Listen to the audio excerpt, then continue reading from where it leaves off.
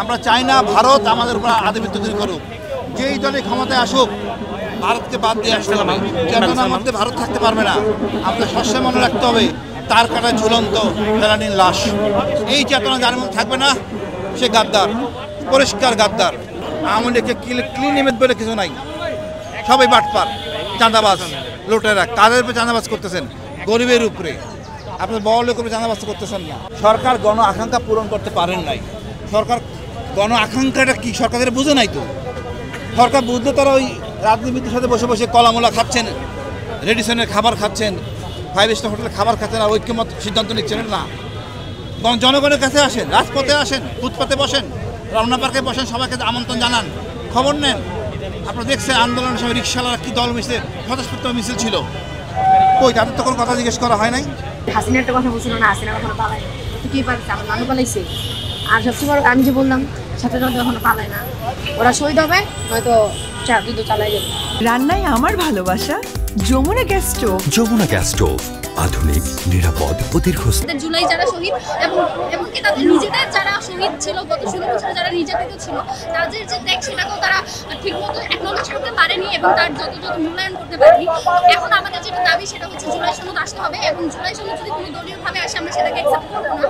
কারণ জুলাই হচ্ছে এমন, জুলাই সনদের কেন দরকার সেটা আসলে বিস্তারিত অনেকবার অনেক জায়গায় আমরা বলেছি কেন আমাদের জুলাই সনদ দরকার। যতদিন পর্যন্ত নিশ্চয়তা না আসবে ততদিন জুলাই বেঁচে থাকবে, ততদিন জন্য জুলাইয়ের জন্য আমাদেরকে নামতে হবে, এটাই। আর কিন্তু আমরা আমাদের যার কাজে আসলে ব্যাক করতে চাই। আমাদের সরকারের কাজ করবে, আমরা রাস্তায় পড়ে থাকবে, এটা আসলে আমাদের কাজ করার কথা নয়, এটা তো আমাদের কাজ নয়। সরকারের কাজ করবে, আমরা আমাদের নিজ নিজ ক্ষেত্রে নিজ নিজ পেশায় ব্যস্ত থাকবে, এটাই তো হওয়ার কথা ছিল। কিন্তু 1 বছর ধরে আমরা রাস্তাতেই আছি, এটাই হচ্ছে। বলা নাই কোয়া নাই, আজকে এটা ভাঙবেন, কালকে এটা ভাঙবেন।